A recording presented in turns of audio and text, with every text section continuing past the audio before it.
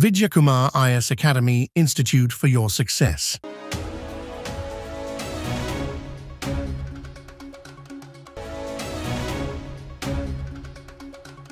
வணக்கம் நண்பர்களே, பிப்ரவரி 12, 2025 தினமணி செய்தித்தாள நம்ம காம்படிட்டிவ் எக்ஸாம் பாயிண்ட் ஆஃப் எதெல்லாம் இம்பார்ட்டன்ட் அப்படின்னு பார்ப்போங்க. ஸோ ஃபர்ஸ்ட் நியூஸே வந்து பார்த்தீங்கன்னா நம்ம பிரதமர் வந்து பிரான்ஸ் போயிருந்தாருன்னு சொல்கிறோம். ஸோ பிரான்ஸ் தலைநகர் பாரிஸில் முதலாவது சர்வதேச செயற்கை நுண்ணறிவு செயல் உச்சி மாநாடு நடைபெற்றது அப்படின்னு சொல்கிறோம். ஸோ அது நமக்கு எக்ஸாம் பாயிண்ட் ஆஃப்ல இம்பார்ட்டன் அப்படின்னு சொல்லி பார்க்கணும் ஃப்ரெண்டு தான். ஸோ அதை நம்ம நோட் பண்ணிக்கணும் வந்து. ஸோ அது கேட்கறதுக்கான வாய்ப்பு இருக்குது வந்து எங்கே நடைபெற்றது அப்படின்னு சொல்லி கேட்பாங்க. அடுத்து வந்து ஸோ பள்ளி கல்விக்கான 2401 கோடி மத்திய அரசு விடுவிக்கலை அப்படின்னு சொல்லிட்டு அமைச்சர் அன்பில் மகேஷ் பொய்யாமொழி அவர் வந்து பார்த்தீங்கன்னா சொல்லியிருக்காரு. ஸோ அது என்னன்னு பார்ப்பாங்க. ஸோ ஒருங்கிணைந்த பள்ளி கல்வி திட்டம் அதான் என்னன்னா SSA வந்து சர்வ சிக்ஷா அபியான் அப்படின்றத வந்து SSA அப்படின்னு சொல்லுவோம். அதான் ஒருங்கிணைந்த பள்ளி கல்வி திட்டம் எப்ப 2018ஆம் ஆண்டு முதல் செயல்படுத்தப்பட்டு வருகிறது வந்து. ஸோ இதுல வந்து பாத்தீங்கன்னா திட்டத்துக்கு வந்து ஆண்டுதோறும் மத்திய அரசு வந்து 60%, மாநில அரசு 40% என்ற பகிர்வு முறையில் நிதி ஒதுக்கீடு செய்யப்படுகிறது. அதன்படி வந்து பாத்தீங்கன்னா 2024-25ஆம் நிதியாண்டில் மத்திய அரசு தனது பங்கான 2152 கோடி தமிழகத்துக்கு வழங்கவில்லை. PMST பள்ளிகளை உருவாக்கும் புரிந்துணர்வு ஒப்பந்தத்தில் கையொப்பமிட்டால் மட்டுமே ஒருங்கிணைந்த பள்ளிக்கல்வியின் நிதியை விடுவிக்க முடியும் என மத்திய அரசு வலியுறுத்தியது. இந்த PMST அப்படின்றது ஏற்கனவே பார்த்தோம். மும்மொழி கொள்கையை வந்து பாத்தீங்கன்னா எந்த மாநிலம் வந்து அக்செப்ட் பண்ணுதோ ஸோ அவங்களுக்கு தான் வந்து பாத்தீங்கன்னா செயல்படுத்த முடியும்னு சொல்லிட்டு பார்க்கணும். ஸோ அப்ப அந்த தேசிய கல்விக் கொள்கையை வந்து பாத்தீங்கன்னா அமல்படுத்துவது அப்படின்றது மத்திய அரசு மும்முரமா இருக்கு. இது மாநில அரசுகள் அப்படின்னு பார்க்கும்போது நம்ம ஏற்கனவே வந்து நேற்றைய செய்தித்தாள் வந்து நம்ம பார்க்கும்போது வந்து பாத்தீங்கன்னா வந்து வெஸ்ட் பெங்கால், கேரளா, தமிழ்நாடு, டெல்லியும் அதுல இருக்கு. இப்ப டெல்லி வந்து பாத்தீங்கன்னா பாஜக ஆட்சி அமைக்க உள்ளாங்க. ஸோ அப்ப வந்து பாத்தீங்கன்னா அங்க வந்து செயல்படுத்திடுவாங்க அப்படின்னு சொல்லி பார்க்கிறோம். அடுத்து இஸ்ரோவுடன் இணைந்து நவீன செமிகண்டக்டர் சிப் வந்து தயாரிப்பு.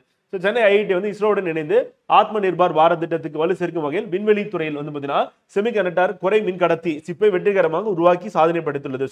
ஸோ அப்ப இந்த IIT அப்படின்னு முக்கியம். அப்ப செமிகண்டக்டர் வந்து பாத்தீங்கன்னா விண்வெளிக்கு பயன்படுத்தும் வகையில யார் தயார் செஞ்சாங்க அப்படின்னு முக்கியம். அப்ப இஸ்ரோ, சென்னை IIT அப்படின்னு ஞாபகம் வச்சுக்கணும். சென்னை IIT வந்து சக்தி ப்ராசஸரை அடிப்படையாக கொண்ட IISU ஆல் உருவாக்கப்பட்ட IRIS வந்து பாத்தீங்கன்னா கண்ட்ரோலர் இந்தியாவில் முழுமையாக வெற்றிகரமாக உருவாக்க முடிந்தது ஒரு மகிழ்ச்சி தரணும் சொல்லிட்டு இஸ்ரோடைய சேர்மன் வந்து பாத்தீங்கன்னா இஸ்ரோடைய தலைவர் வந்து V நாராயணன் வந்து சொல்லியிருக்காரு.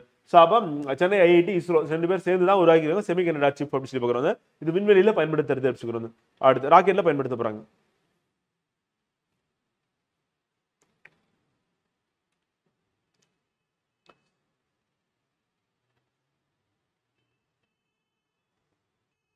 அடுத்து நம்ம திருக்குறள் பார்க்க போறோம். தலையங்கனை தொட்டி வந்து ஸோ வீறு எய்தி வந்து மாண்டார் வினைத்திற்பம் வேந்தன்கண் ஊறு எய்தி உள்ளப்படும். ஸோ செயல்திறனால் பெருமை பெற்று உயர்ந்தவனின் வினைத்திற்பமானது நாட்டை ஆளும் அரசனிடத்திலும் வெட்டி மதிக்கப்பட்டு விளங்கும். அப்ப அரசன் மதிக்கிறது என்ன அப்படின்னா வந்து பாத்தீங்கன்னா செயல்திறனால் பெருமை பெற்று உயர்ந்தவர். அப்ப செயல்திறனால் பெருமை பெற்று உயர்ந்தவர்னா நீங்க காம்படிட்டிவ் எக்ஸாம்ல ப்ரிப்பேர் பண்ணி நீங்க தேர்ச்சி பெற்று வந்து ஃபர்ஸ்ட் ரேங்க் எடுத்தீங்க அப்படின்னா வந்து முதல்வர் கையாலே வந்து பாத்தீங்கன்னா உங்களுக்கான பணி நியமன ஆணை அப்படின்றது வழங்கப்படும் சொல்லுவாங்க. ஸோ அப்ப அதை நம்ம நினைக்கும் போது அந்த அக்காலத்துல வந்து அக்காலத்துல வந்து மன்னர் இருந்தாங்க. இக்காலத்துல வந்து பாத்தீங்கன்னா முதல்வர், பிரைம் மினிஸ்டர் சொல்லிட்டு ஆட்சியாளர்கள் இருக்காங்க அப்படின்னு பார்க்குறோம் வந்து.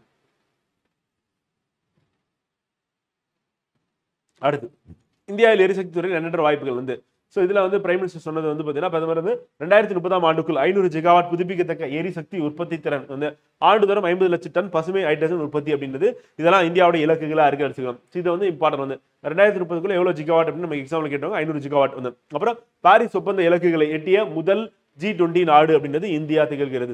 தற்போது 19% உள்ள எத்தனால் வந்து கலப்பு எதனால பெட்ரோல்ல வரும் அக்டோபருக்குள் வந்து 20% என்ற இலக்கை எட்டும் சொல்லுங்க. ஸோ இப்போ எத்தனால் அப்படின்றது பிளண்ட் பண்றது.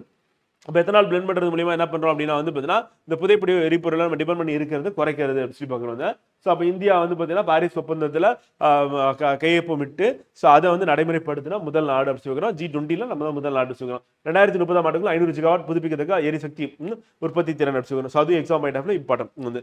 ஸோ அதற்கு அடுத்து வந்து ஸ்டார்ட் அப் நிறுவனம் எண்ணிக்கை வந்து 10 லட்சமா உயரும் மத்திய அரசு சொல்லியிருக்காங்க. ஸோ ஸ்டார்ட் அப் இந்தியா அப்படின்ற திட்டத்தை மத்திய அரசு எப்போ கொண்டு வந்தாங்க அப்படின்னா 2016ஆம் ஆண்டு ஜனவரி 16 இம்பார்ட்டன். அப்ப 2016 எந்த மாசம்? ஜனவரி வந்து அந்த ஆண்டு தொடக்கத்திலே வந்து உலகிலே மிகப்பெரிய ஸ்டார்ட் அப் தொழில் நிறுவன கட்டமைப்பை இந்தியா கொண்டுள்ளது வந்து அந்த 1.5 லட்சமாக 57 லட்சமாக இன்று உயர்ந்துள்ளது சொல்கிறோம். ஸோ அப்ப ஆரம்பத்தில் வந்து பாத்தீங்கன்னா 450,000 இருந்தது, இப்போ 1.57 லட்சமாக வந்து உயர்ந்திருக்கு. அது ஒரு பக்கம் 10 லட்சம் அப்படின்னு இலக்கு வந்து மத்திய அரசு வந்து நோக்கி போயிட்டு இருக்காங்க அப்படின்னு சொல்கிறாங்க.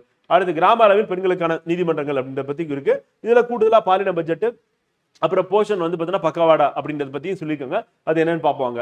ஸோ குடும்ப வன்முறை, வரதட்சணை, கொடுமை என பெண்களுக்கு எதிரான பிரச்சனைகளுக்கு பேச்சுவார்த்தை மூலம் தீர்வு காணும் பெண்களுக்கான நீதிமன்றத்தை நாரி அதாலத். அப்ப நாரி அதாலத் அப்படின்னா யார் அப்படின்னா பெண்களுக்கான நீதிமன்றம். அனைத்து மாநிலங்களும் விரிவுபடுத்த மத்திய அரசு திட்டமிட்டுள்ளதாக மத்திய பெண்கள் மற்றும் குழந்தைகள் மேம்பாட்டுத்துறை அமைச்சர் அன்னபூர்ணா தேவி சொல்லியிருக்காங்க. சோ அப்ப இந்த மிஷன் சக்தி திட்டத்தின் கீழ் கிராம பஞ்சாயத்து அளவில் இயங்கி வரும் பெண்களுக்கான நீதிமன்றங்கள் திட்டம். அப்ப மிஷன் சக்தி கீழே அவங்க கொண்டு வரப்போது அந்த கிராமப்புற அளவில் பாத்தீங்கன்னா நம்ம பெண்களுக்கான நீதிமன்றம். இதுல என்ன பண்ண போறாங்க அப்படின்னா பாத்தீங்கன்னா பேச்சுவார்த்தை மூலம் தீர்வு காண்றது அப்படின்னு பார்க்கிறோம். அதுக்காக இந்த நீதிமன்றத்தை அமைக்க உள்ளோம் அப்படின்னு பார்க்கிறோம். இது அனைத்து மாநிலங்களுக்கும் விரிவுபடுத்தப்படும் அப்படின்னு பார்க்கிறோம். அடுத்து பாலின பட்ஜெட் நம்ம நிதியமைச்சர் நிர்மலா சீதாராமன் அவர்கள் தெரிவிக்கும் போது பட்ஜெட்டில் 8.86% பாலின பட்ஜெட் ஒதுக்கப்பட்டுள்ளது. அது கடந்த பட்ஜெட்ல 6.86 இருந்தது, இப்ப 8.86 இருக்கு அப்படின்னு பார்க்கிறோம். இது அனைத்து துறைகளுக்கும் பாத்தீங்கன்னா பங்கிட்டு கொடுத்திருக்காங்க அப்படின்னு பார்க்கிறோம். இது 4.49 லட்சம் கோடி பாத்தீங்கன்னா செலவிடப்பட உள்ளது அப்படின்னு பாலின பட்ஜெட் அப்ப பெண்களுக்கான முக்கியத்துவம் கொடுக்கப்பட்டுள்ளது. அடுத்து தேசிய ஊட்டச்சத்து திட்டத்தின் கீழ் போஷான் அபியான் பெண்கள் மற்றும் குழந்தைகள் ஆரோக்கியமான உணவுகள் உட்கொள்வதை வலியுறுத்தும், அவர்களின் ஊட்டச்சத்தை உறுதிப்படுத்தும். ஆண்டுதோறும் பாத்தீங்கன்னா போஷன் பக்காவாடா அப்படின்ற நிகழ்ச்சியை மத்திய அரசு நடத்த உள்ளது. அதுல 4 கருப்பொருள் எடுத்துக்கிறாங்க. ஒண்ணுன்னா வாழ்வின் முதல் 1000 நாட்களில் கவனம் செலுத்தல், யாருன்னா குழந்தை பிறந்ததுல இருந்து. இத்திட்டத்தால் அதே மாதிரி இத்திட்டத்தால் பயனாளிகள் அடைந்த நன்மைகளை பிரபலப்படுத்துதல், இது 2வது. 3வது ஊட்டச்சத்து குறைபாடுடைய குழந்தைகளை கண்டறிந்து அவர்களுக்கு சிகிச்சை அளித்தல். 3வது குழந்தைகளின் உடல் பருமன் சார்ந்த பிரச்சனைகளுக்கு தீர்வு காணுதல் ஆகிய 4 கருப்பொருள்களை அடிப்படையாக கொண்டுதான் இந்த நிகழ்ச்சி நடத்தப்படுது. போஷன் பக்காவாடா அப்படின்னு சொல்லி பார்க்கிறோம். இது பெண்கள் மற்றும் குழந்தைகளுக்கானது சொல்றது. எந்த அமைச்சகம் அப்படின்னு பாத்தீங்கன்னா பெண்கள் மற்றும் குழந்தைகளுக்கான நல அமைச்சகம் அப்படின்னு பார்க்கிறோம். இது மினிஸ்டர் தெரிவிச்ச அந்த இதுலயே பாத்தீங்கன்னா இதையும் சேர்த்து போட்டிருக்காங்க. அப்ப நம்ம இதுவும் எக்ஸாம் பாயிண்ட் ஆஃப் இம்பார்ட்டன்ட் கேட்கறதுக்கான வாய்ப்பு இருக்கு அப்படின்னு பார்க்கிறோம். அதுக்கு அடுத்து சுபாஷித் பஞ்சாயத்து ஊட்டச்சத்து மற்றும் சுகாதார மேம்பாட்டில் சிறந்து விளங்கும் 1000 கிராம பஞ்சாயத்துகளை தேர்ந்தெடுத்து விருது வழங்குதா சுபாஷித் பஞ்சாயத்து திட்டம் வச்சுக்கிறோம். இதுவும் நமக்கு exam point of important highlight பண்ணல. சாரி ஃப்ரெண்ட், இது அப்படியே நோட் பண்ணிக்கோங்க. எக்ஸாம் பாயிண்ட் ஆஃப் இது கேட்கறதுக்கான வாய்ப்பு இருக்கு. அப்ப சுபாஷித் பஞ்சாயத்து அப்படின்னா ஊட்டச்சத்து அப்படி சொல்லி பார்க்கணும். ஊட்டச்சத்து அடிப்படையில் 1000 பஞ்சாயத்துகளை தேர்ந்தெடுத்து விருது வழங்குறது வச்சுக்கிறோம். பிரைம் மினிஸ்டர் வழங்க போறாரு வச்சுக்கிறோம். அடுத்து உலகில் அமைதியை நிலைநாட்ட பாத்தீங்கன்னா இந்த ஹெட்டிங்ல பெங்களூரில் இந்திய விமான தொழில் கண்காட்சி நடைபெற்றது. இது இம்பார்ட்டன்ட். அப்ப பெங்களூரில் இந்திய விமான தொழில் கண்காட்சி நடைபெற்றது. எங்க நடைபெற்றது அப்படின்னு கேட்பாங்க. எக்ஸாம் பாயிண்ட் ஆஃப்ல அது இம்பார்ட்டன்ட். அதற்கு அடுத்து இணைய மோசடி அப்படின்றது பாத்தீங்கன்னா இப்ப ஒரு பெரிய பிரச்சனையா இருக்கு. இது நம்ம ஆச்சரியமூட்டும் வகையில தான் இருக்கு. காரணம் என்னன்னா இணைய மோசடி தொடர்பாக I4C அப்படின்னு வலைதளம் மூலமாக இதுவரைக்கும் 10 கோடிக்கும் அதிகமான மக்கள் புகார் செய்தனர் அடிப்படையில். அப்ப 19 கோடி 19 கோடிக்கு அதிகமான மக்கள் புகார் செஞ்சிருக்காங்க அப்படின்னும் போது அவ்வளவு பேர் பாதிக்கப்பட்டிருக்காங்க. இதுவரை 1,43,000 பேருக்கு முதல் தகவல் அறிக்கை பதிவு செய்யப்பட்டுள்ளது. அது போல இணைய மோசடி தொடர்பாக புகார் தெரிவிக்க 1930 என்ற உதவி எண்ணும் செயல்பாட்டில் உள்ளது. அப்ப உதவி எண்ணுடைய நம்பர் என்னன்னு கேட்பாங்க 19301. அதே மாதிரி இணைய மோசடிக்கான வலைதளம் I4C அப்படின்னா வலைத்தளம் சொல்லுகிறோம். அது இம்பார்ட்டன்ட் எக்ஸாம் பாயிண்ட் ஆஃப் கேட்கறதுக்கான வாய்ப்பு இருக்கு. அடுத்து லாட்டரி சீட்டு விற்பனை பொறுத்தவரை பாத்தீங்கன்னா அரசியலமைப்பு சட்டத்தின் மாநில பட்டியலின் கீழான 62வது பிரிவின் கீழான பந்தயம் மற்றும் சூதாட்டம் என்ற தொகுதியின் கீழ் வருகிறது. அப்ப லாட்டரி சீட்டுக்கு மத்திய அரசு என்ன பண்ண முடியாது அப்படின்னா சேவை வரி விதிக்க முடியாது. ஜிஎஸ்டின்னு சொல்லல, அதுல சேவை வரி விதிக்க முடியாது. மாநில அரசு தான் லாட்டரி சீட்டுக்கு விற்பனையாளருக்கு வரி விதிக்க முடியும் அப்படின்னு சொல்லிட்டு பாத்தீங்கன்னா உச்சநீதிமன்றம் தெரிவித்திருக்கு அப்படின்னு சொல்றது. அடுத்து அரசு வாங்க மொத்த கடத்தொகையும் எதுக்கு மூலதனத்துக்கு செலவிடப்படுகிறது சொல்லியிருக்காங்க.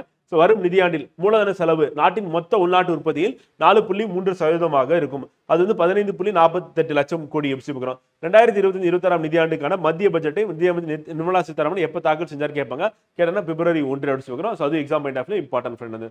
நம்ம கேள்வியை கேட்கறதுக்கு வாய்ப்பு இருக்கு.